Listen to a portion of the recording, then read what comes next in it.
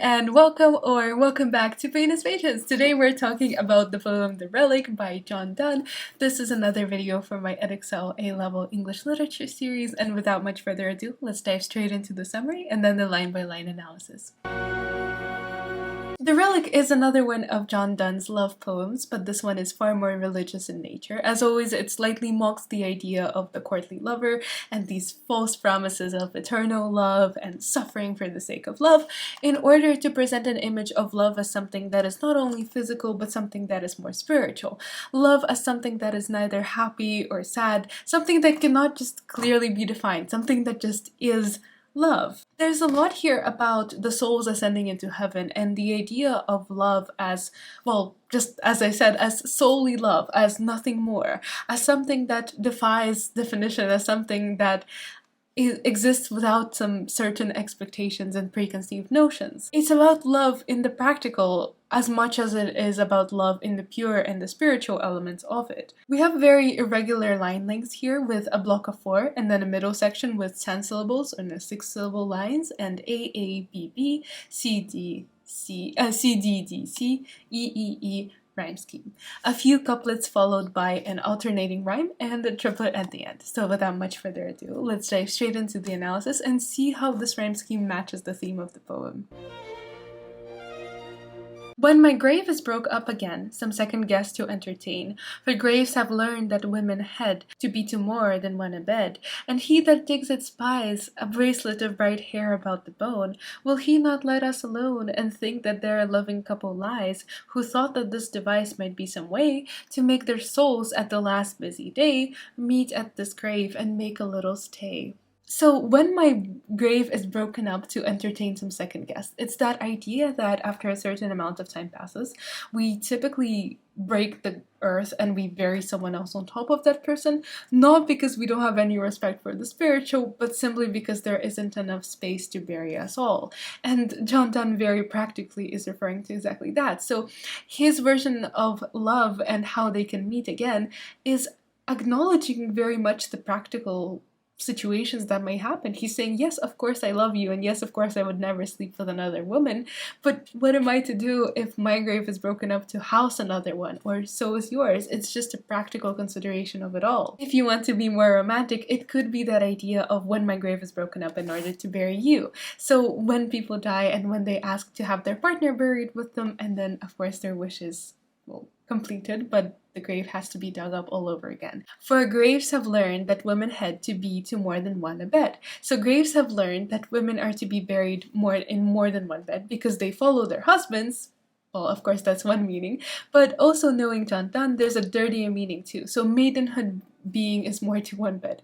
Of course, he can't resist but talk about women's fidelity and make a joke here about how faithful certain women are by saying that, yeah, of course, they're always meant to somebody else's bed, even if here he's referring to the context of burying a woman in someone else's grave because there isn't enough space, or burying a woman in more than one grave. And he that digs the grave to put the woman inside, or just another person, will spy a bracelet of bright hair around the bone. So the hair will stand out above the bone. The hair color won't deteriorate compared to the flesh, and so that's why the hair will be a bright locklet around otherwise pale bones, the remains of a person. The hair will always stand out. It's a weirdly morbidly beautiful picture of a bright colored hair. He then asks, will that person not think that here lies a loving couple?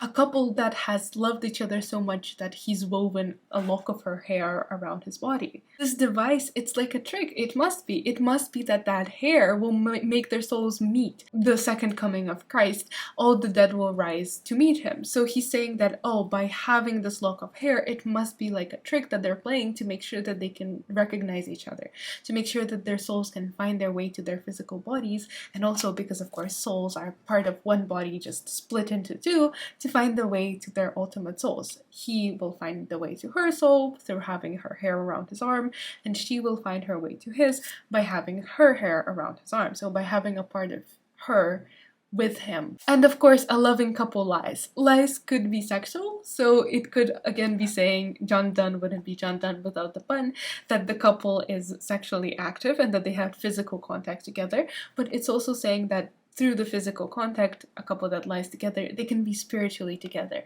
Which is why I said at the beginning that in this poem particularly, it feels to me that Donne is saying that love cannot just be defined and confined to one simple thing. It's not purely physical, as he has said in other poems that we have seen in the playlist. It's not purely spiritual either, as he says in some of his more religious poems. It's a mix of both. And I think by sticking to the practical in talking about all these details of burial and talking about the more kind of spiritual, religious, idealized notions of yes, when the second coming comes, we will for sure be together, is a way to say just that. So all lovers leave that little token because in the second resurrection, the second coming of Christ, when all the dead rise from their graves, it will make it easier to find each other. And that is what he's pointing to when he says the relic, which is also why the poem title, The Relic, calls to exactly that. It's a relic. It's a precious little thing that you may find inside a grave. It's a precious little thing that in this case their souls will find after the second coming of Christ. If this fall in a time or land where misdevotion does command, then he that digs us up will bring us to the bishop and the king to make us relics. Then thou shalt be a Mary Magdalene, and I, a something else thereby. All women shall adore us, and some men. And since at such time miracles are sought, I would have that age by this paper taught what miracles we harmless lovers wrought. If this happens in a time or land where misdevotion does command, so the idea of false devotion, of relics. So the worship of relics is actually not a Protestant thing at all. It's a very Catholic thing. We have icons, pictures, religious imagery that people worship, but not really something that Protestants do. So not really something that during Donne's time would have been done and indeed approved, because of course it was a time where to be a Catholic was a very dangerous thing indeed. Catholics were heavily persecuted, and John Donne grew up in a Catholic family seeing the trauma of Catholic persecution. I believe it was his uncle who was brutally hanged, and John Donne would have likely watched. In the next stanza, the clever conceit here is the idea that if in some other time or place, of course he's saying, yeah, in a time and place where it's okay to worship relics, definitely not our place, I'm definitely not trying to start anything, is what he's very much saying to, well, everyone around him, to the royals who could potentially persecute him, to society who could potentially persecute him. So he's very much saying, yeah, in another time. It's a device favored by Shakespeare, who was, by the way, Donne's contemporary at some point, and also by many other authors at a time when censorship was rife, to basically say, write about anything that they wanted to write in their play and then say, yeah, but the play is not set here. So it was a way to protect them and to ensure that they would be safe with their writing.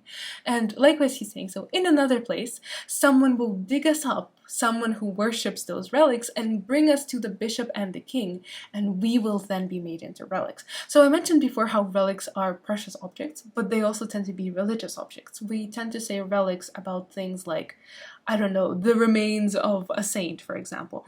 You will be Mary Magdalene. So it's the loose woman who washed Jesus's feet, and she's typically portrayed with long and very beautiful hair and icons, so it's possibly a reference to that. And I, something else, and I will be whatever. So he really emphasizes here that he's not the main character, he's not the focus, I'm irrelevant, you're the Mary Magdalene.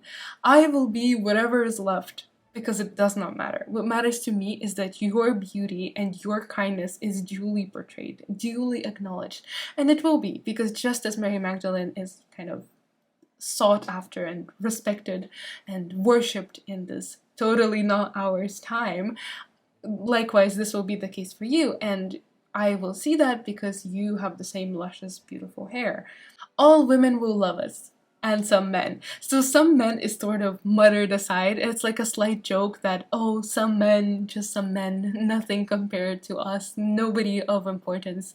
Some men, like, regardless of what they think, but all women, so the people with true taste is kind of the message, the joke here, will love us. So who cares about some men? The triplet at the end is that at some time, because miracles are thought, I would have that age by this paper taught, what miracles we harmless lovers wrought. So the idea that by this paper, by this poem, in a meta sort of nod, I would have explained what miracles we brought as harmless lovers. So this poem would have explained what kind of things we have done to make us saints. It could be compared to the canonization, this poem, because all hymns were approved by love, and here it is by this paper, by this poem. So it's a very meta reference. This again imagined conceit of this foreign country, of course, which Donne hopes is their own England, that really allows them to say that yes, we have done such miracles for lovers, that lovers everywhere worship us, and that lovers everywhere flock to our grave and collect relics, and the most precious relic of all is your hair. First we loved well and faithfully, yet knew not what we loved, nor why. Difference of sex no more we knew than our guardian angels do. Comings and goings we perchance might kiss, but not between those meals. Our hands never touched the seals which nature, injured by late law, sets free. These miracles we did, but now, alas, all measure and all language I should pass, should I tell what a miracle she was. In the last stanza, there is an emphasis on the contrast between the physical and the spiritual. So he moves from this idea as being worshipped as relics to something as our love is beyond the physical, our love is beyond the simple action, our love is beyond simply the spiritual. So again, our love is something that cannot just be clearly defined and categorized into a certain box. First, we loved well and faithfully, yet we didn't know what we loved nor why. So we don't really truly know love in this shape or form in this time, because love is, at first, yeah, of course, at first it's purely spiritual, loved well and faithfully. We didn't cheat on each other. It's purely spiritual because it's not moral to cheat on your partner. We knew no more of the difference of sex than our guardian angels do.